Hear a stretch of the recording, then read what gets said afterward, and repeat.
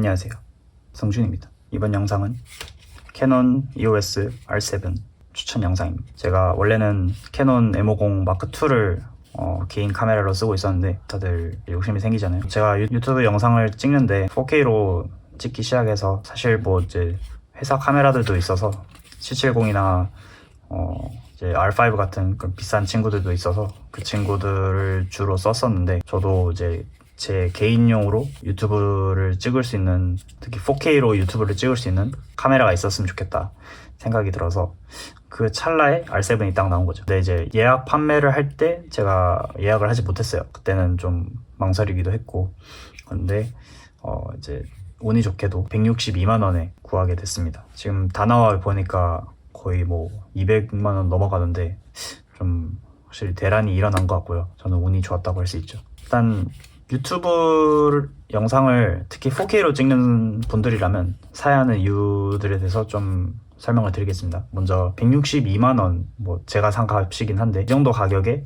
4K 30p 그리고 60p까지 찍을 수 있고, 30p로 할 경우에는 7K 오버샘플링, 이렇게 오버샘플링 하게 되면 화질이 상당히 좋다고 하는데 저는 아직 안 찍어봤어요. 한번 찍어보면 좀 더 실감이 날 것 같은데 C70급이 나올지는 사실 모르겠지만 그래도 좋지 않을까요? 저는 뭐 4K 30p만 한다고 해서 일단 그거에 홀렸고요. M50 마크2는 4K도 찍을 수 있지만 24p로 밖에 못 찍기 때문에 유튜브도 인터뷰 영상들을 좀 많이 찍는단 말이에요. 그래서 보통 30p로 많이 찍는데 4K 24p는 좀 어울리진 않는 것 같아서 적절한 친구가 필요했는데 마침 딱 R7 나온 것 같습니다. 그리고 제일 큰 거 30분 제한이 풀렸습니다. 이제 또 제가 인터뷰 영상을 많이 찍는데 촬영 시간이 30분 넘어가는 경우가 꽤 있어요. 제가 이제 보통 R5를 전체 캠으로 두고 각 양쪽에다가 C70을 하나씩 쓰는데, C70은 30분 제한이 없지만 R5는 있어요. 그래서 중간중간에 제가 꼭 시간을 체크해야 돼요. 시간 체크해서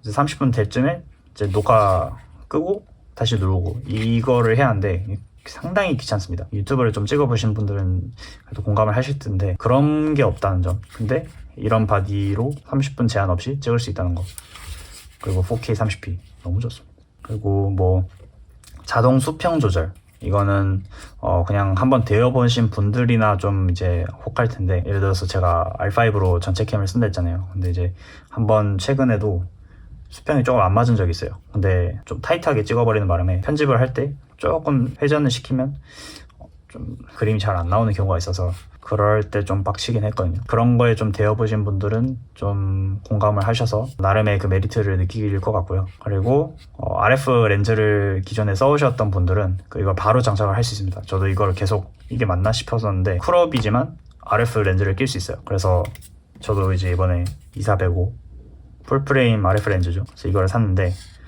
이걸 껴서 바로 장착을 할 수 있습니다. 같이 팔고 있는 그 18-150mm, 그 친구는 제가 비추를 하는 게 고정 조리개가 아니잖아요. 어떤 촬영을 하는가에 따라서 다르겠지만 줌을 당길수록 조리개가 그만큼 어두워지다 보니까 막상 사용을 하게 되면 좀 불편한 부분이 좀 있을 것이다 라고 생각을 해서, 사실 저도 렌즈를 따로 이렇게 사는 건 처음인데요. 회사에서 많이 쓰던 2405를 저도 하나 장만을 해야겠다 싶어서 구매를 해봤습니다. 이 친구는 고정 조리개고 제일 낮은 조리개가 4.0. 4.0이면 사실 유튜브 영상 찍기는 딱 좋고, 거기에 고정 조리개에다가 줌 좀 당기면은 bokeh 좀 만들 수 있고 아주 좋습니다. 그리고 듀얼 SD 카드 슬롯이 있는 거. 4K로 이제 많이 찍게 되면 용량이 아무래도 많이 필요한데, 이제 SD 카드 용량을 많이 쓰시는 분들은 알겠지만 가끔 부족할 수 있거든요. 그래서 보시면 듀얼 슬롯입니다.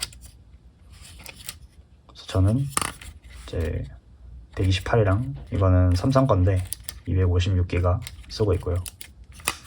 그래서 용량에 대한 두려움을 떨쳐낼 수 있다. 아주 좋은 것 같습니다. 이런 부분들은 좋은데 다만 조금 아쉬운 건 이제 아무래도 바디가 쿨업이라서 풀프레임 렌즈, 특히 이제 RF 마운트로 된 거는 웬만하면 풀프레임인데, 풀프레임 렌즈를 꼈을 때 쿨업에 들어오는 이 화각이 거의 다 1.5를 곱해야 이제 쿨업 바디에서 나오는 실제 화각이 나옵니다. 예를 들어서 그래서 35mm를 끼웠으면 곱하기 1.5로 해서 52.5mm가 되는 거죠. 이거 같은 경우에도 24mm가 제일 낮은 화각인데 이거에다가 1.5로 곱하면 36이에요. 35mm로 찍는 경우가 많은데 제일 낮은 게 36mm가 되는 부분, 그 그게 조금 불편하다면 불편할 수 있죠. 이게 실내에서 특히 찍게 되면 줌이 많이 당겨졌다고 느끼실 건데, 오히려 또 뭐 야외에서 찍으신다면 이게 오히려 장점일 수도 있고, 이제 만약에 105mm로 찍는다면 거의 150을 넘어가는 엄청난 망원 렌즈가 된다는 거죠.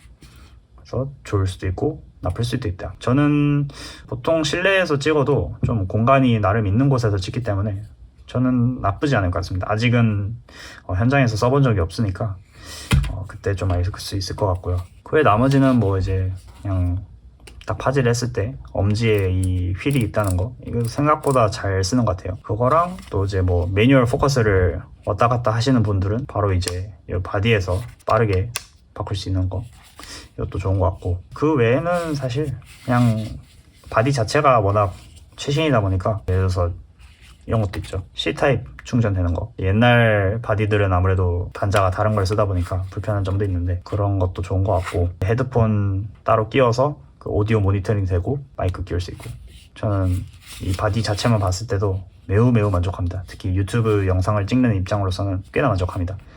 그래서 지금 이 영상을 보고 계신 분들은 R7을 구매할까 말까 고민을 하시는 분들일 텐데 꼭 사시고요. 저는 매우 추천합니다. 사세요. 그냥 대신에 다나와의 지금 200만 원 넘어가는 가격대는 좀 비싸다고 생각을 하고요. 그래서 어떻게 좀 잘 찾아서 100만 원 후반대에 잘 구매를 할 수 있다면 강력히 추천드리는 바디입니다. 네, 그러면 여기까지고 좋은 구매를 하시길 바라겠습니다. 안녕.